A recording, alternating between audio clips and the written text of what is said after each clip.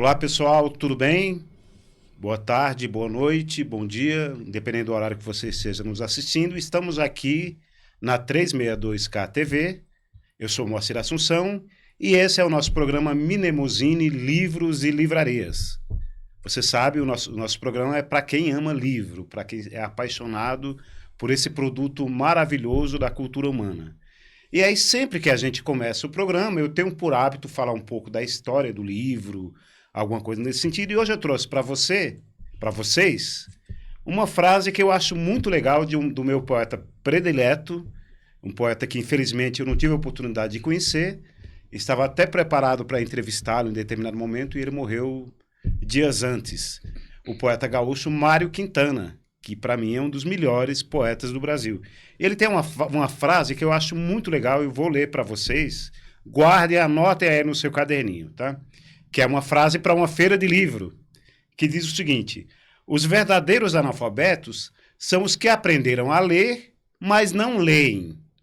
O que é isso, gente? É uma crítica direta a pessoas que são alfabetizadas, pessoas que aprenderam a ler, e não é o caso de parte da população brasileira, e muitos desses são super inteligentes, embora nunca tenham ido a uma escola. A pessoa aprendeu a ler, houve um investimento do Estado na formação dela, houve um investimento da sociedade, na verdade, na formação dela, e ela não lê. É uma coisa muito absurda. Então, se você é alfabetizado, leia, aprenda. Os livros são companheiros inseparáveis. E é sobre esse companheiro inseparável que a gente fala aqui no Minemosine Livros e Livrarias. Hoje falaremos de um livro muito legal, vou apresentar aqui para vocês. É o livro Conversas sobre MPB, da jornalista e escritora Adriana Del Ré, uma querida amiga. Trabalhamos no Estadão no século passado, e a gente vai ter uma conversa bastante interessante, bastante inteligente aqui com a Adriana. Já adianto que é um prazer recebê-la, minha querida Adriana Del Ré, como a gente sempre a chamou. Um enorme prazer recebê-la. Seja muito bem-vinda aqui no 36, no programa Minemosine, Livros e Livrarias, da 362K TV. Grande prazer falar com você, minha querida. Prazer é meu. Obrigada pelo convite, Moacir. Muito obrigada. Muito bacana, Adri.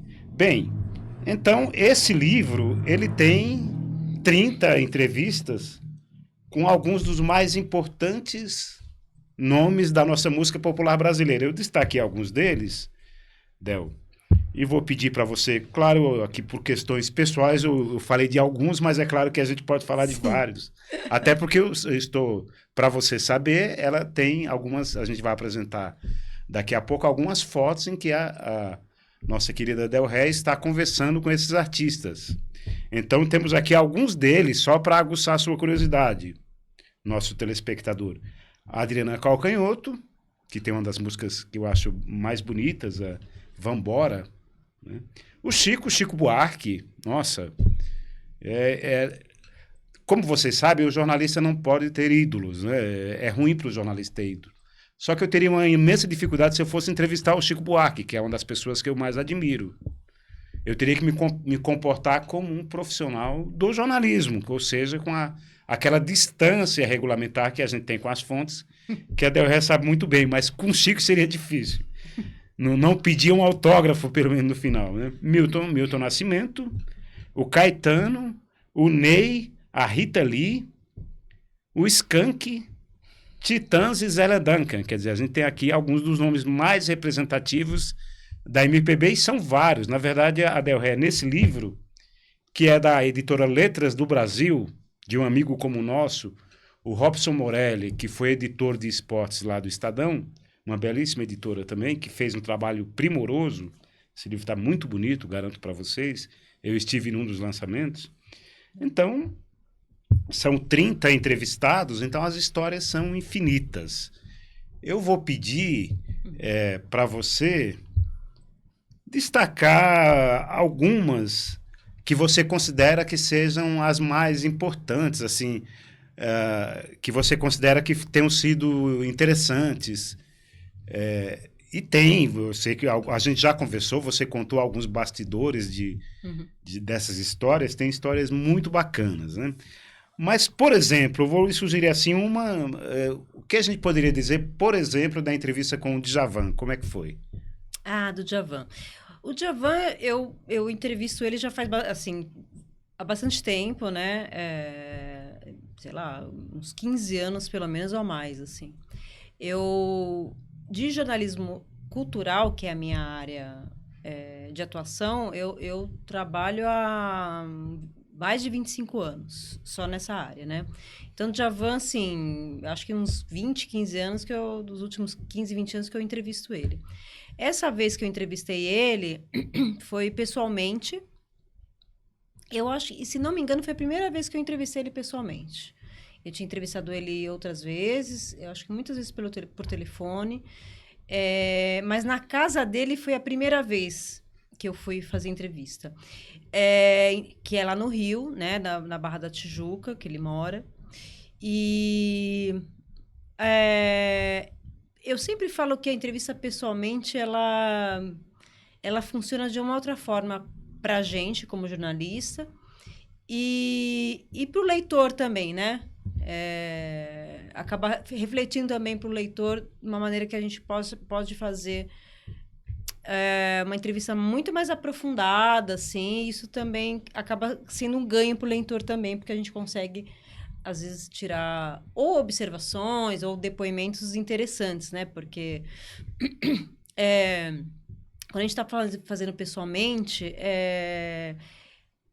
dependendo da forma como a gente conduz a entrevista, né, a gente pode conquistar ali o nosso entrevistado ou entrevistada e fazer com que ele ou ela abra, assim, né, abra para depoimentos que talvez nunca tenha falado. Isso também depende muito da gente como condutor dessa conversa, né?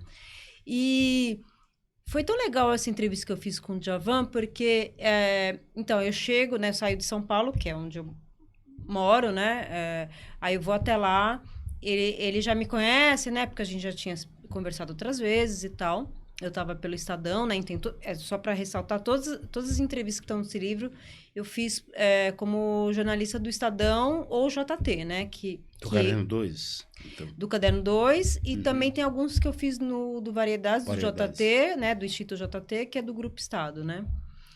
E foi muito legal, assim, porque ele me recebe ali na casa, ele tem uma casa, um terreno muito grande, né? E é muito interessante, porque, assim, tem uma parte do terreno é a casa dele, e outra parte da casa, do terreno é o estúdio. Então, ali é o ambiente de conforto dele, né? O ambiente seguro dele, né? E aí foi muito interessante, porque normalmente quando a gente faz entrevista pessoalmente, quando tem tempo para isso, a gente conversa um pouco antes. Até eu gosto de fazer isso para o entrevistado, né? A entrevistada relaxarem, né? E principalmente quando não me conhecem. E aí foi muito legal, porque a gente foi no jardim ali dele, e ele começou a falar assim, da paixão dele por flores, né? Enfim, por plantas e tal. Ele tem ele cuida pessoalmente. Ele comentou comigo uma coisa que eu não sabia. E ele comentou que numa casa dele que ele tem na Serra lá, ele construiu um orquidário por influência do Lenine. Porque o Lenine, isso eu já sabia. O Lenine é um apaixonado por orquídeas, assim. Ele tem um orquidário, assim, também acho que nessa região serrana lá do Rio. E aí, olha só, assim, os dois conversando, o Djavan descobriu, assim, um outro universo que, dentro do que ele já gosta, né, relacionado a flores e tal. Ele descobriu a orquídea e aí ele virou um fã, cultiva, entende e tal.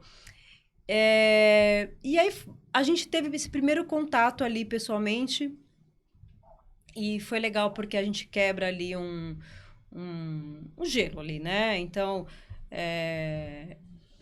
e aí depois a gente começou a conversar sobre o disco dele. O disco traz um pouco dessa paixão dele da orquídea. Ele fez uma música inspirado em orquídeas, ele coloca o nome das orquídeas, do nome científico delas, na letra de música. Então, assim, só o Djavan para fazer um negócio desse, né?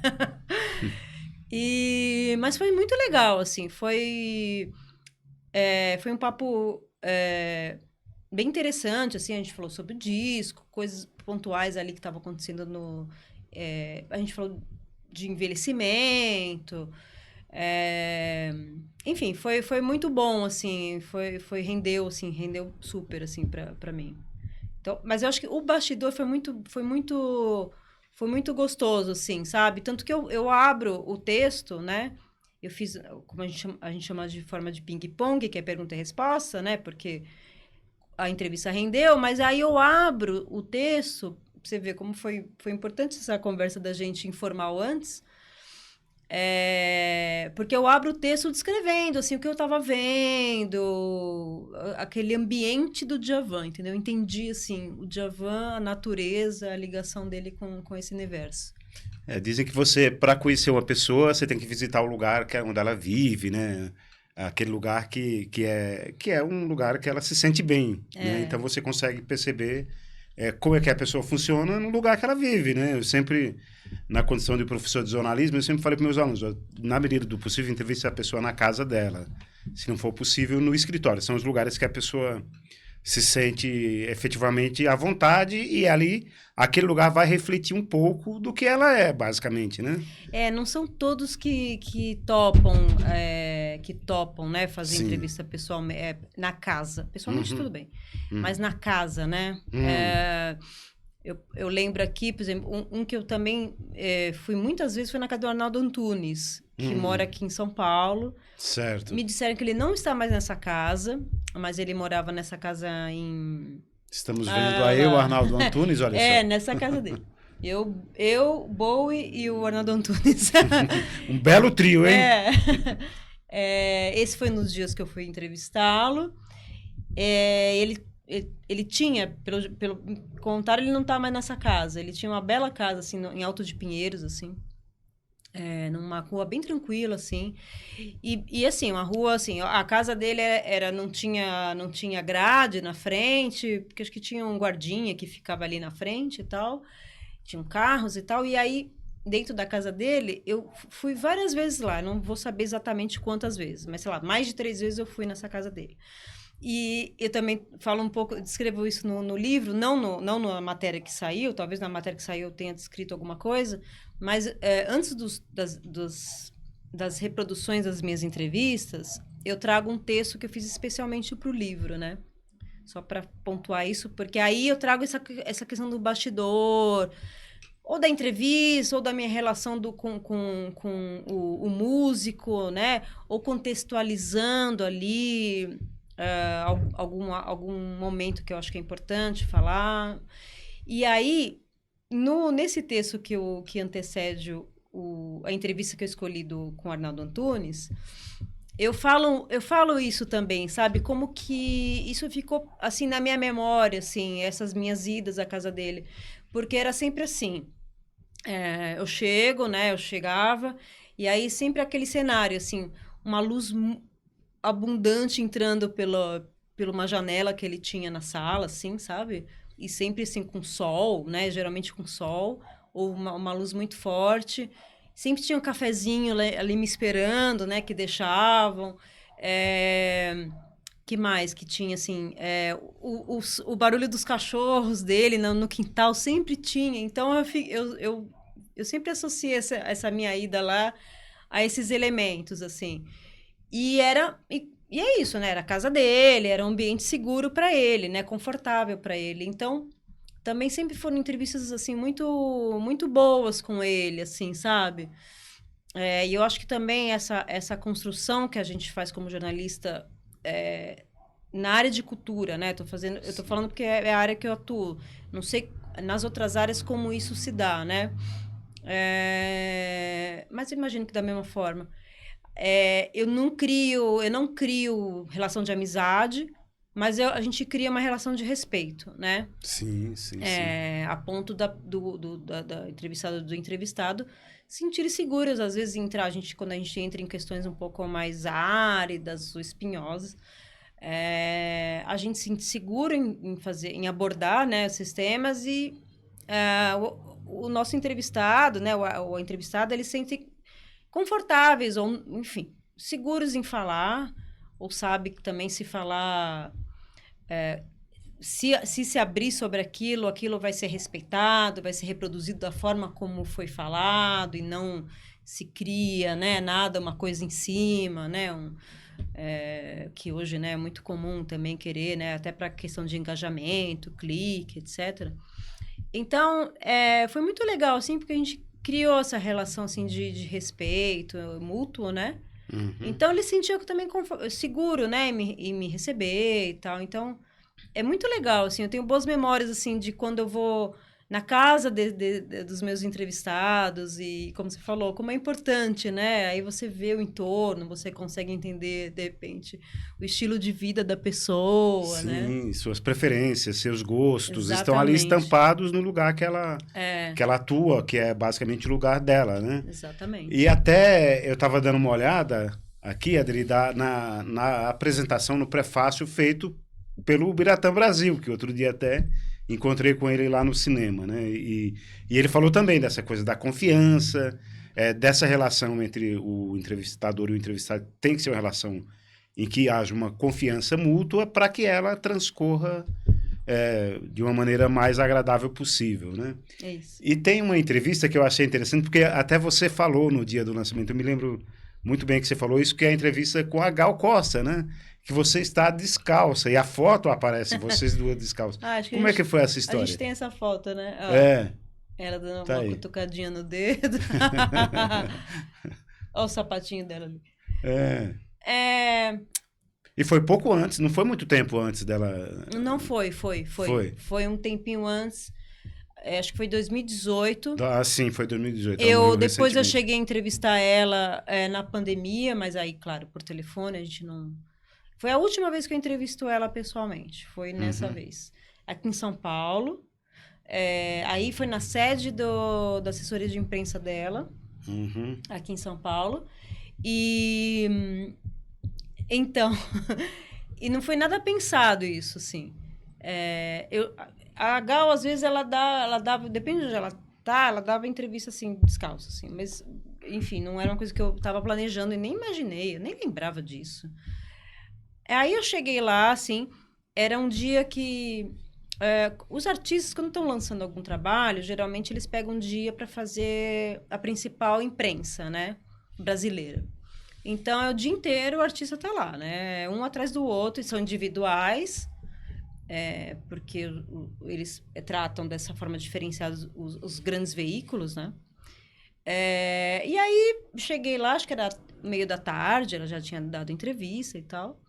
Aí, a gente se cumprimenta, porque eu também já tinha entrevistado a Gal outras vezes, né? Inclusive pessoalmente.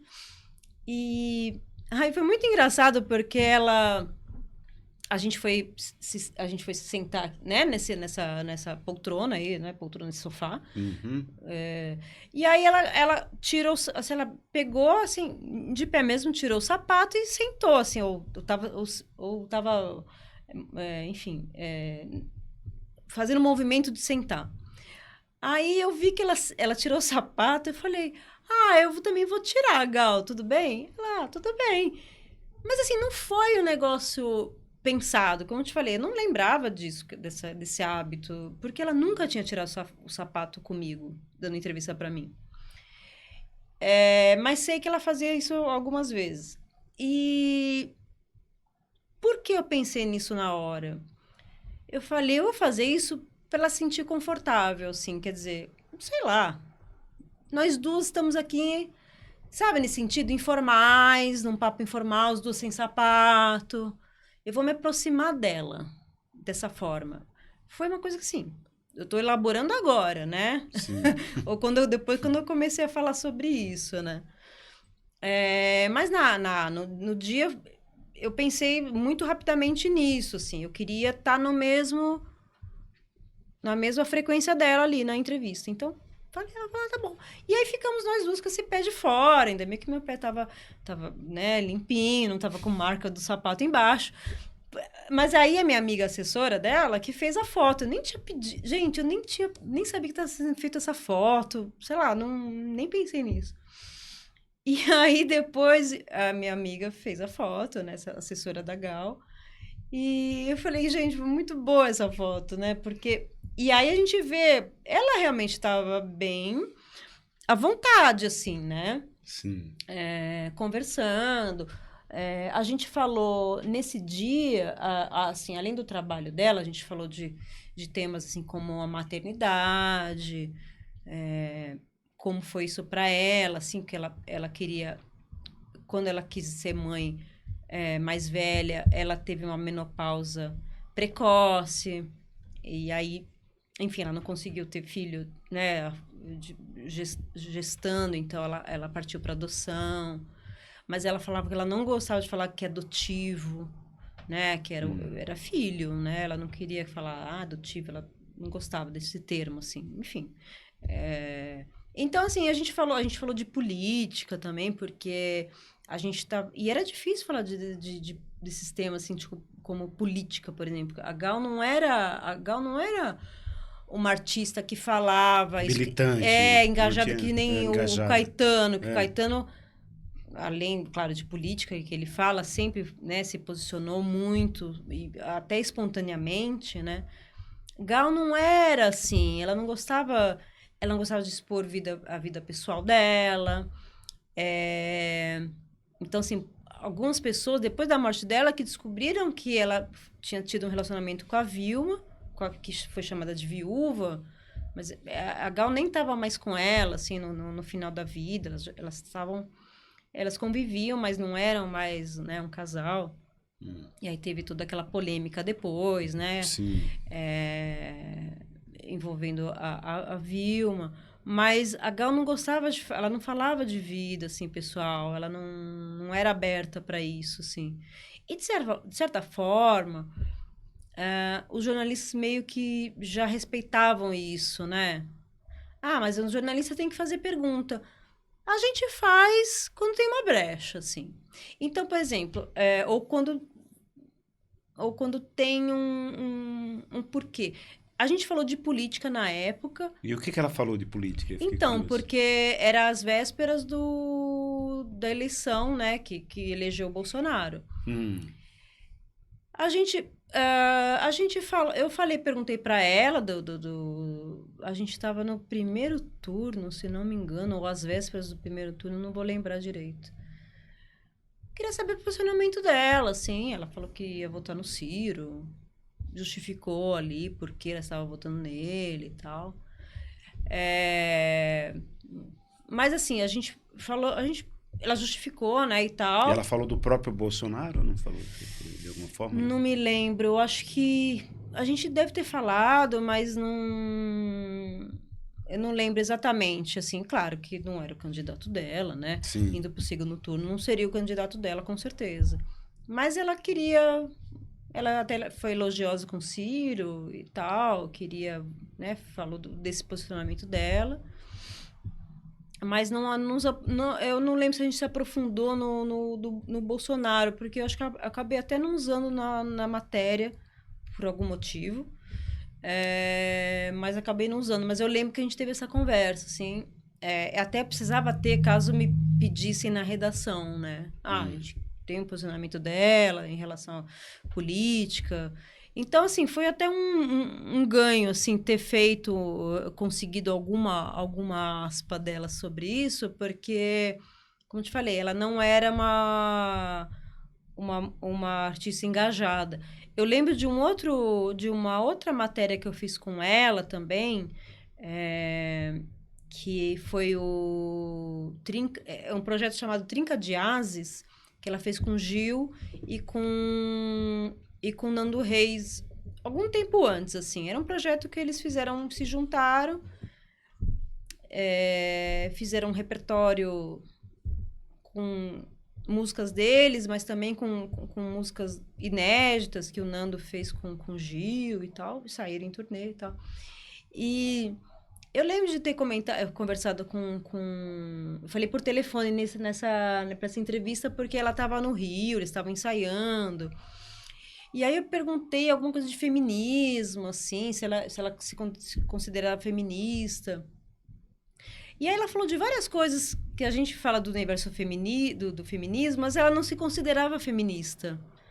Aí eu falei, mas, né, assim, mas isso é feminismo, né? Não, eu não me considero uma feminista. Mas ela tinha o discurso da feminista, né? E ela viveu dentro do que a gente fala do feminismo, ela viveu, era uma mulher livre, né? Ela fazia o que ela queria, ela tinha a carreira dela lindamente, né? Decidia o que ela queria e tal. Na música, talvez ela tenha tido alguns direcionamentos, mas ela também se posicionava muito dentro do que sugeriam para ela, né? Então, é isso, assim. Era uma mulher empoderada, digamos assim, para usar uma expressão. Ela era, mas ela não se via, entendeu? Então, a Gal tinha essas questões, assim, mas né, que às vezes você pode falar, nossa, que estranho, assim, por que ela não falava disso? Ou por que ela não se dizia como feminista? A gente não sabe, assim, era a forma como ela se via, como ela se expressava. Talvez ela, por exemplo, o feminismo, ela visse como ainda aquela coisa do radical, do queimar o sutiã, né? Enfim, aquelas imagens mais radicais, né? Mas é muito interessante, assim. Então, eu tinha algumas questões, assim, de entrevista com a Gal que eram muito características dela, assim. Mas foi ótimo, foi muito legal, assim. Foi uma entrevista muito boa, que rendeu, assim. Ficamos 1 hora conversando. Inclusive, temas que para ela era um pouco mais difícil, assim, ela querer falar ou desenvolver, como eu te falei, de política. Então foi super legal, assim, talvez a ideia do sapato tenha dado certo. Pois trouxe algum grau de intimidade, até o que possibilita espontâneo. Perguntar coisas que talvez a pessoa, num outro contexto, tivesse mais dificuldade para responder, né, em algum momento, né? Pois é. É isso aí, pessoal. Você está aqui na 362K TV, esse é o nosso programa Minemuzine Livros e Livrarias. E eu queria dizer para minha querida Adriana Del Rey que ela é a primeira mulher que comparece nesse programa. Eu recebi algumas críticas, uma delas da Andréa Alegra, que eu agradeço bastante. Ela estava me dizendo o seguinte, que olha, nesse seu programa só vai homem. E aí realmente eu percebi, falei, poxa vida, até agora estamos no 4º episódio, só homens vindo, né? Bom, então, nesse caso... Temos grandes autoras, né? Temos grandes autoras, sem dúvida. Então, a Adriana Del Rey está abrindo a porta aqui para as mulheres. A gente quer que tenha. E já temos alguns nomes já programados de grandes escritoras mulheres. A gente faz questão que elas venham aqui também, que venham todos os públicos para a gente poder conversar. Nós já tivemos aqui já alguns escritores fantásticos, né? E certamente teremos também grandes escritoras, né? Então, mais uma vez, agradeço muito as críticas aí, muito corretas, né, digamos assim, né? Sim.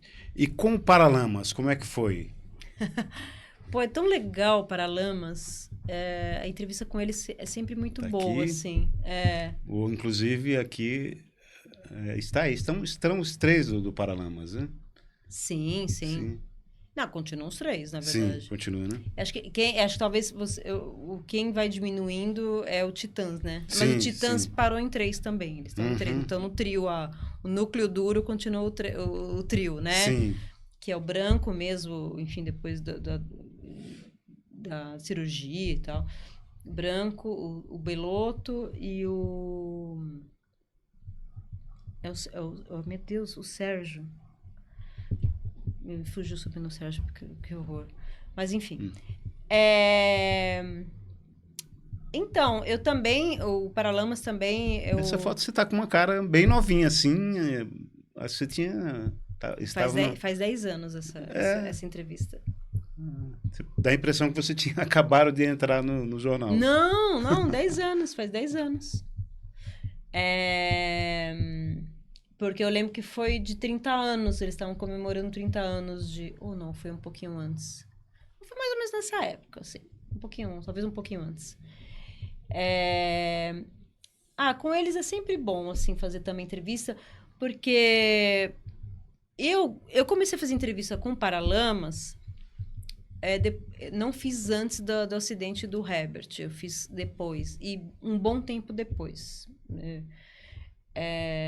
Eu entro na linha de frente para entrevistar Paralamas um bom tempo depois dessa recuperação dele, que foi milagrosa. Ultra leve e tal, que é milagrosa, assim, a recuperação dele mas eu acompanhei já como jornalista cobrindo a área, essa recuperação dele que foi milagrosa, assim, ele, depois de pouco tempo, assim, do acidente desse ultraleve, né, no qual ele perdeu a mulher dele, né, mas a música e essa rede de apoio que ele teve, que são os meninos dos Paralamas, né, o Bi, o Barone, e a família, mas a música, sobretudo, né? E fez a vontade dele de retomar a questão da música, fez com que ele se recuperasse muito rápido. Ele tem questões de memória, né? De não ter memórias de alguns períodos, ou mais recente. Mas é incrível, assim, entrevistar o Herbert, porque se a gente falar de coisas mais antigas, assim, ele lembra com detalhes e tal. Então, e é muito legal, assim, porque os três, eles não têm o que falar mais, né? Porque, geralmente, quando é um grupo ou é um trio, tem sempre o que falar mais e o que falar menos, né? E eles têm, eu acho que até uma coisa entre eles, de, assim, todo mundo vai falar na mesma proporção, sabe? Ninguém vai ficar falando menos ou um vai falar em nome. Então, assim, o Bi, por exemplo, ele é um pouco mais... O Bi Ribeiro é um pouquinho mais tímido, mas fala. Ele fala também, né? O Barone, que é o baterista, fala. O Herbert também fala. E eles se ajudam muito, assim, quando eles veem que o Herbert está com algum lapso ali, ou de esquecimento, ou imprecisão, eles muito gentilmente entram, não atropelando, mas ali complementando, ou fazendo alguma observação, sabe? Então, eles são muito gentis, assim, os três são, né? O Herbert é muito inteligente, ele fala muito bem, assim, ele é muito articulado. E é muito admirável, assim, olhando, assim, né? Olhando pessoalmente, né? Eu sempre, quando eu vou pessoalmente entrevistá-los, e eu olho, assim, eu tenho admiração, assim, porque... E um espanto, assim, como ele se recuperou e como a música foi fundamental para ele se recuperar, assim, sabe? É uma coisa quase milagrosa, assim. Então, é muito bom, assim, sempre são conversas muito boas também. Geralmente eu fico 1 hora ou mais, e o Herbert muito presente ainda nos trabalhos deles, assim, compondo, muito ativo, né? Então, é muito prazeroso, assim, conversar com eles. Por uma curiosidade, o Barone pesquisa e gosta de um tema que eu gosto também, que é a história da participação brasileira na Segunda Guerra, os pracinhos. Acho que o avô dele participou da guerra, alguma coisa assim. Eu esqueci, deve ter sido o avô, alguém, ou é o pai. Ou é o pai, sei lá, alguém da família participou, que isso até que ele tem uma coleção, não sei se alguns carros militares, mais ou menos da época, ou imitando. Bom, que tem toda essa história lá da participação brasileira, exatamente na Itália, né? Ele é descendente de italianos, como você também. A Del Rey, inclusive, é prima de um querido amigo que infelizmente já se foi, né? Que é o nosso querido... O Antero Greco, uma pessoa maravilhosa que uma vez grande repórter esportivo, colunista e tal. Uma curiosidade aqui com o Antero é que uma vez eu estava no Paraguai e fazendo uma série de matérias que depois se transformaram no livro da Guerra do Paraguai. E uma pessoa, um taxista, perguntou de onde eu era, falei que era do Brasil, ele falou, olha, eu gosto muito de um jornalista de lá. Eu falei, como se chama esse jornalista? Pode ser que eu conheça. Ele falou, se chama Antero Greco. Eu falei, pô, meu amigo Antero Greco. Aí ele não acreditou, ele falou, poxa, ele mandou até... Sério mesmo? Você? Eu conheço, é meu amigo, trabalhamos juntos no mesmo jornal. O Antero no esporte e eu estava na época, acho que em Cidades. E aí ele mandou uma camiseta do time, um amarelo berrante, assim, uma coisa que poderia ser vista de computador, lá do espaço, daria para ver a camiseta, mandou pro Antero e eu fiz questão de entregar pro Antero, né? E teve uma outra coisa curiosa com o Antero, que foi uma vez que uns alunos meus, muito fãs do Antero, alunos da universidade que eu dava aula, e perguntaram, professor, a gente queria entrevistar o Antero Greco, será que você consegue? Eu falei, eu ligo para ele agora. Liguei, o Antero não só deu a entrevista para os meninos, como os convidou para ir na casa dele, acho que ele morava em Perdizes, salvo engano. Morava lá. Morava em Perdizes, convidou os meninos, foram na casa dele, eles ficaram maravilhados por serem recebidos pelo Antero em Perdizes, na casa do Antero, né? Ficaram muito contentes, né? E aí, deixa eu te perguntar uma coisa, aqui já aqui bastante pessoal, eu estava dando uma lida rápida, eu já li o livro, claro, mas a gente está relendo de vez em quando, né? Isso. Como é que foi a entrevista com o Chico Buarque? Eu vi que você levou a Lívia Deodato, nossa amiga Lívia. A Lívia queria conhecer o Chico, é isso? Na verdade, eu fui obrigada a levar a Lívia. Ela se obrigou, ela me obrigou a levá-la. Eu entrevistei o Chico 2 vezes. Em anos consecutivos. O Chico é assim, o Chico não dá entrevista. Ponto. Ele não dá entrevista, salvo exceções raríssimas, ele não dá. Nem para livro e nem para disco. Não dá. E faz um tempo isso. Ou pelo menos desde que eu tô atuando, ele não dá, assim. E o que aconteceu? Eu fiquei sabendo que a Mangueira todo ano faz shows beneficentes antes do carnaval para arrecadar fundos, enfim, para carnaval, etc. E aí os mangueirenses, eles participam, né? Os artistas. E aí eu acho que eu li uma nota, alguma coisa que o Chico ia participar. Ia estar em São Paulo participando do show. Pois aí eu falei, poxa, eu vou tentar entrevistar.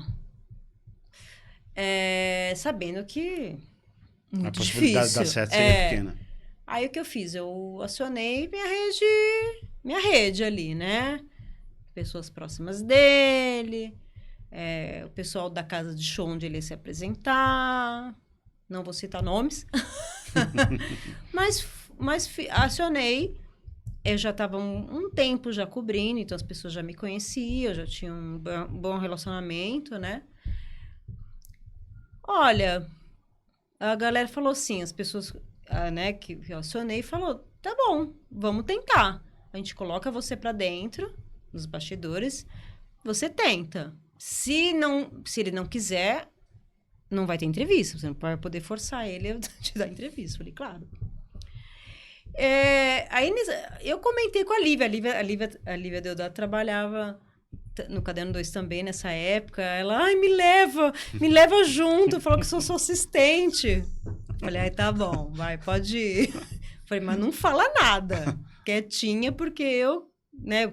Porque já era tenso o negócio chegar, eu tive que abordar, ele nem sabia que ele nem imaginava que uma repórter ia entrar na bastidora e abordar ele. Mas aí o que aconteceu? Eu fui ao show, né? Fiquei lá sentadinha, na hora que falaram, vai até a porta, bate, a gente, né, faz você entrar. Nossa, fazer um esquema assim. E aí foi assim, eu chegou a tal hora, fui lá, bati na porta, me colocaram pra dentro e eu fui atrás do Chico. E aí quando eu vi, falei, ai caramba, vou ter que abordar ele. Cheguei com o meu... na época eu tinha um gravadorzinho, não sei se era acho que era de fitinha. Mas tá com o meu gravadorzinho. Cheguei nele e falei, Chico, eu sou Adriana, me apresentei, falei que era do Estadão, né, que a gente tem que sempre dar essa credencial, né. Eu não lembro direito como foi, mas eu lembro que eu tive que abordar ele. ninguém avisou nada. E eu falei, eu queria conversar um pouquinho com você. Eu sei que você vai entrar. E ele nem tinha entrado ainda, nem tinha feito show. Então, ele tava um pouco tenso, porque ele ia entrar. Bom, não sei se nessa vez, a primeira vez, ele tava comendo umas frutinhas, ou foi na segunda, mas teve uma dessas abordagens, ele tava comendo uma frutinha e ele... que essa menina tá fazendo aqui, né? Enfim, ele topou. Ah, tá bom. Mas acho que ele falou, eu vou ter que fazer rápido, que eu vou entrar ainda. Tudo bem, eu já tava com todas as perguntas. Foi muito rápido, assim, acho que deve ter durado, sei lá, se muito, 10 minutos. Foi bem objetivo, assim, sabe? Falamos até, numa dessas vezes, acho que foi a primeira, falamos perguntei para ele sobre a avaliação que ele fazia do Gil como ministro da Cultura, que o Gil era ministro da Cultura na época. Então, até consegui fazer uma pergunta mais... Putz, coitado, assim, no bastidor, tendo que responder sobre o Gil como ministro da Cultura, fazendo uma avaliação. Mas, enfim, rendeu bem, assim, até. Fiquei feliz. Eu fui a única que conseguiu falar com ele, assim. Enfim, foi a única que tive a ideia, né, modestamente. Eu tenho que, né, me vangloriar, porque aí é um trabalho do repórter, né? Sim. De tentar, de tentar. E assim, claro, você tem que ter uma ajuda. Nesse caso, eu tive uma ajuda da minha rede, né? Uhum. De contatos, de fontes. E deu certo, assim. E aí, no ano seguinte, eu fiz a mesma coisa. De novo, show da Mangueira. Vai lá pedindo, gente, eu quero de novo tentar o Chico. Tá bom, mas só se ele quiser. Fiz o mesmo caminho. E essas duas entrevistas foram aqui em São Paulo mesmo? Foram em São Paulo. São Paulo. Foi da mesma porque eu forma. acho que num dos shows da Mangueira eu estive também. Acho que foi o segundo. Bom, faz muito tempo também, mas não... Eu acho que eles ainda fazem em São Paulo. Eu sei que tinha muita gente da Mangueira, estava até o Jackson no Pandeiro, mas faz muito tempo, né? Entre outros, o pessoal da velha guarda. Eu acho que essa vez que eu fui, foi 2005 e 2006. Eu lembro que foram 2 anos seguidos. Mas foram legais, assim, as 2 vezes ele me deu atenção, mesmo não tendo entrado ainda. Você consegue lembrar alguma coisa do que ele disse da avaliação do Gil como ministro? Tá no livro. Tá? Eu não vou lembrar agora de cabeça. Sim. Se você quiser, a gente pode abrir aqui. Você quer que eu leia? Dá uma olhadinha aí, só porque eu fiquei curioso com essa pergunta. E eu não me lembro também. Não, e eu não lembro, embora tenha feito. Então, estamos na mesma situação. Mas olha só, faz 20 anos, né? Vocês têm que me dar um desconto, porque... 53. Tem um tempo razoável. Tempo razoável, mas ele não dá pra se aprofundar muito, né? né? Deve ter sido só um comentários gerais, assim, né? Porque é claro que... Eu perguntei porque eu me lembrei, outro dia eu vi no YouTube uma imagem do Gil cantando e o Kofi Annan dançando. O Kofi Annan, então, era o secretário-geral da ONU. Foi num evento grande, então foi o da Gil ONU. cantando. Evento da ONU, né? Foi. E o Kofi Annan dançando, uma coisa assim maravilhosa. Vira e mexe, essa imagem ressurge no meu Instagram. E é sempre delicioso, assim, ver esse momento, porque era um momento muito feliz, assim, do Brasil, né? O Brasil em destaque, se redescobrindo, um novo governo, novas propostas. Assim, bastante esperança no ar. A gente estava vivendo tempos bastante esperançosos. Eram tempos bastante esperança. O Gil, claro, todas as gestões têm críticas e tal, nem todo mundo fica satisfeito. Mas o Gil, eu lembro que tinha uma avaliação muito boa, assim, ou boa, né? Porque era um artista que estava num cargo público, né? Falando com artistas, dialogando com artistas, em prol dos artistas, assim. Então, eu lembro... Não era eu que cobria, né? Era o nosso amigo JB Medeiros, que era o setorista que acompanhava Gil como ministro, né? Mas foi um momento de destaque, assim, do Brasil também, sabe? Um momento de esperança, como você falou, de valorização, assim, da cultura, né? E aí, eu encontrei aqui, ó.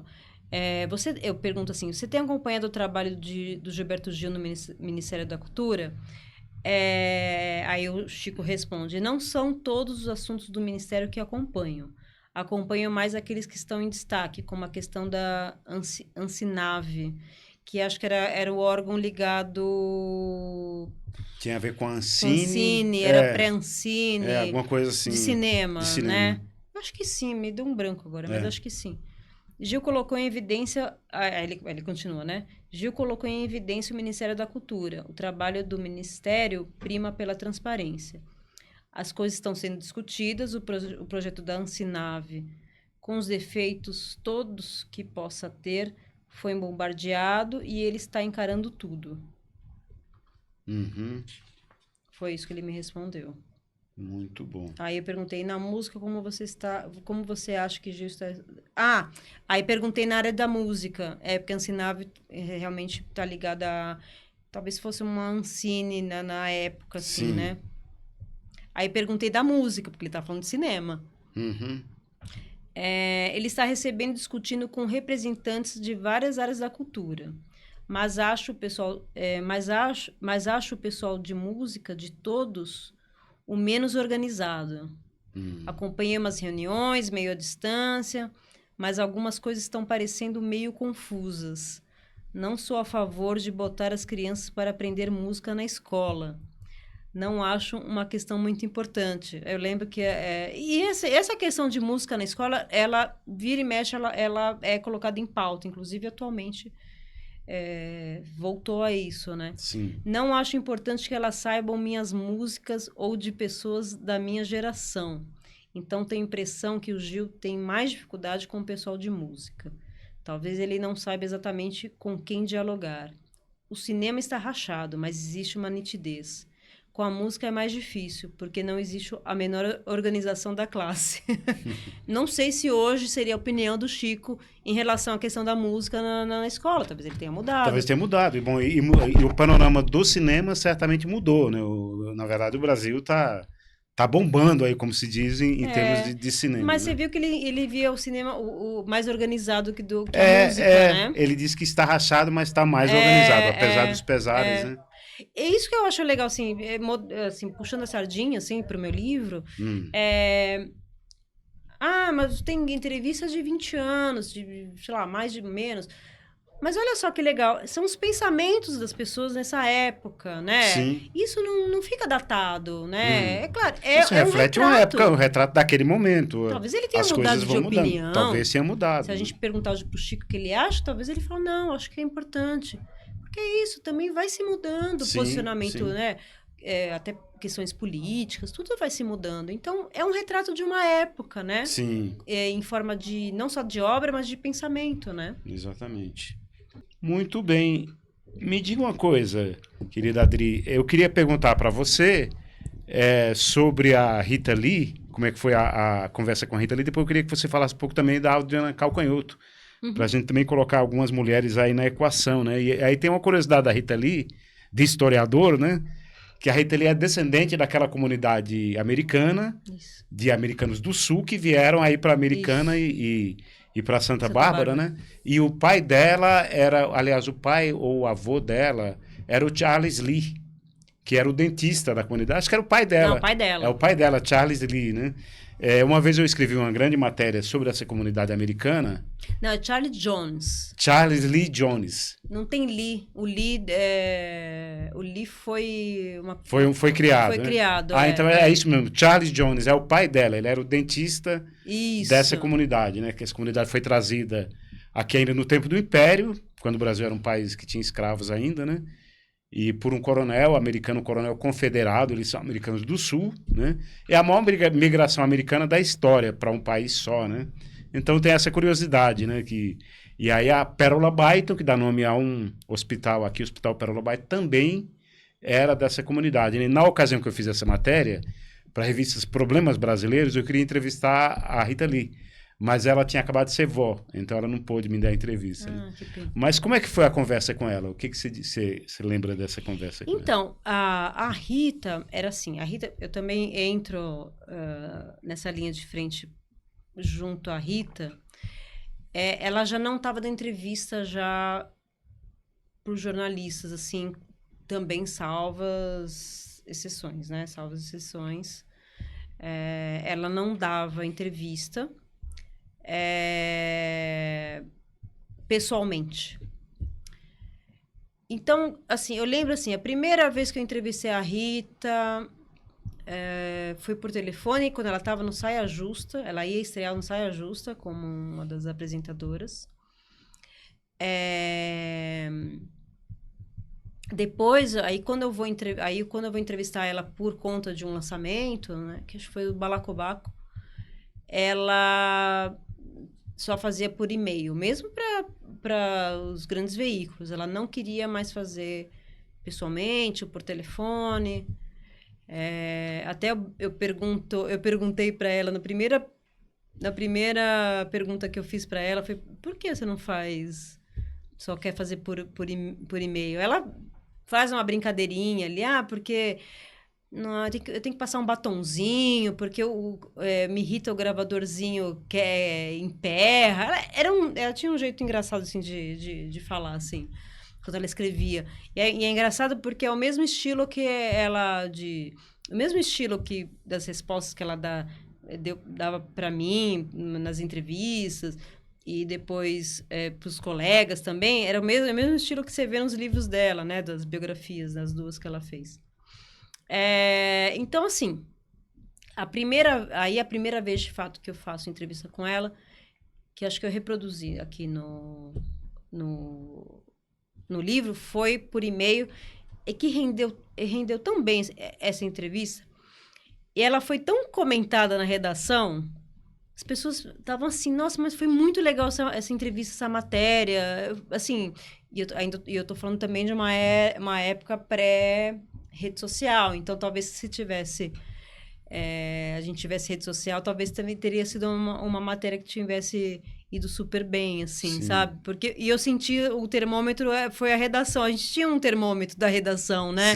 Quando a gente fazia uma matéria legal, quando a gente emplacava uma matéria, né, com um texto bacana, tal, a gente tinha esse termômetro da redação. As pessoas, na época, a gente se lia, né?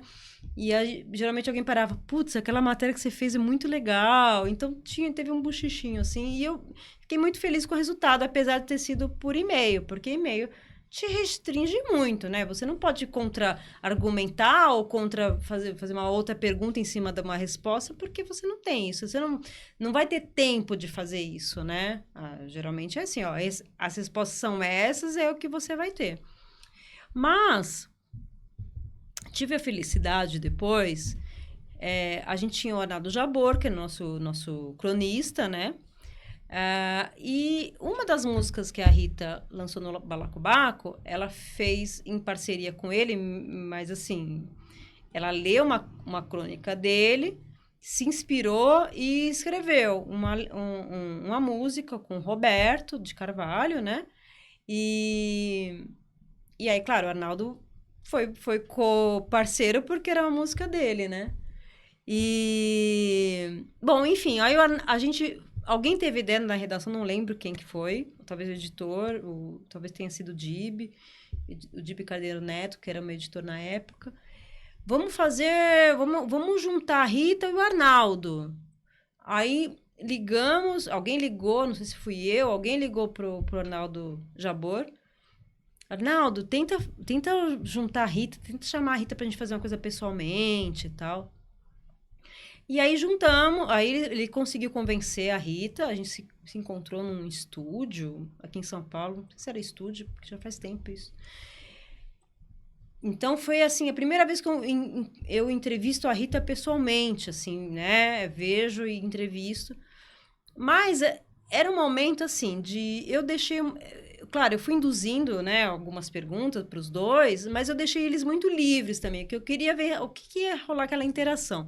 E foi muito engraçado, porque eles falavam de coisas dos Estados Unidos, né? Porque, né, o Arnaldo tinha morado um tempo lá, né? E ele tinha essa ligação com os Estados Unidos, a Rita, idem, né? Por causa do lado do pai, né? Da família. Então, eu meio que deixei também de corda para os dois, sabe? Como os dois conversas de compadre e comadre. E aí eu ia intervindo em alguns momentos e fui deixando. E foi muito divertido. Aí também o texto acabou sendo divertido porque veio dessa espontaneidade dos dois, assim, conversando e tal. Não é que eu peguei os dois, vamos conversar, entendeu? Eu fui deixando eles falarem, eu ia entrando em alguns momentos, perguntando.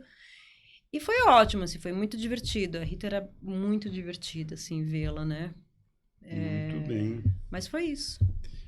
Olha só, estamos conversando aqui com a Adriana Del Ré sobre esse livro, Conversa sobre MPB, né?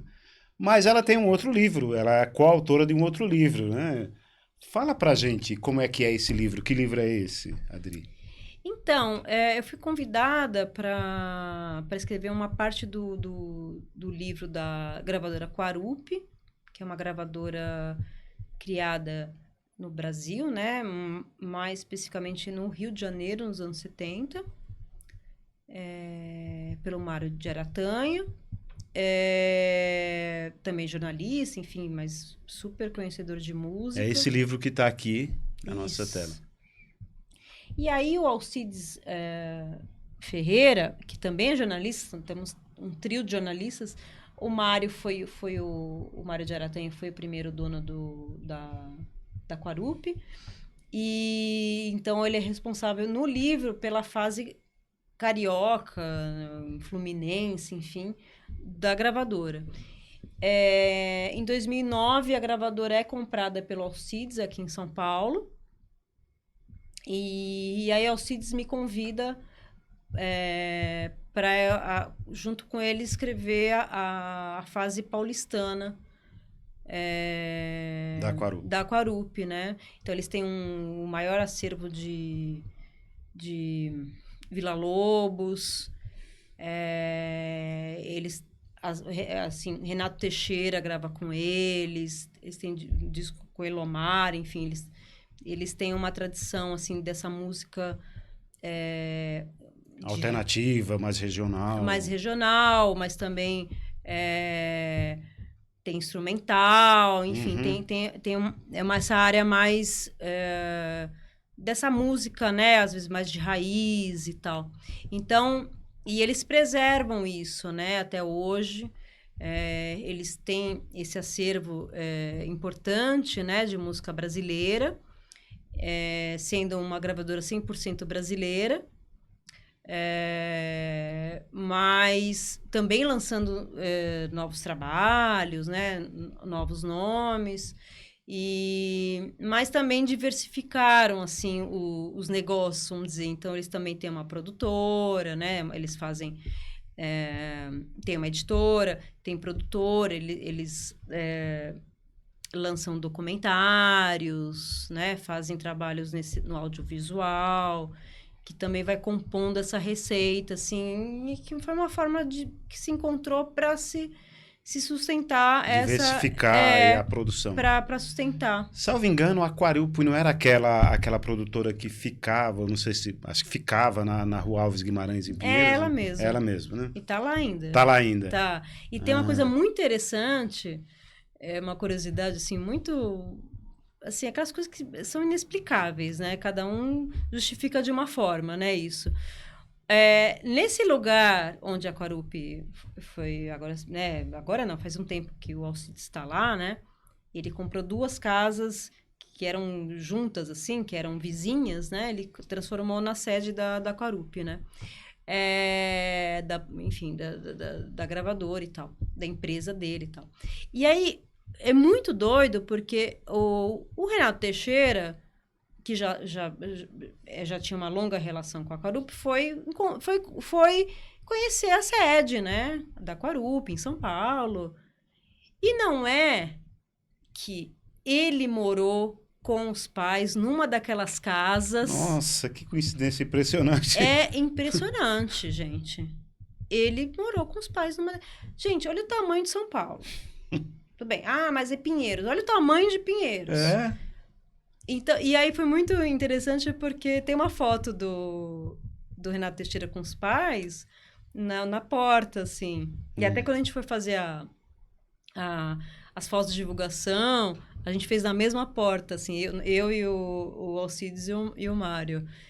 Então, assim, impressionante, assim, sabe? Nossa, isso aí é muito difícil explicar isso É muito. racionalmente. Muito. É algo muito incomum. Eu já vi coincidências, mas Foi essa é uma impressionante. coincidência Eu impressionante. fiquei impressionada com essa história. Então, muito bem, pessoal. Olha só, infelizmente nosso programa já está perto de acabar. Essa conversa agradabilíssima aqui com a querida amiga Adriana Del Ré.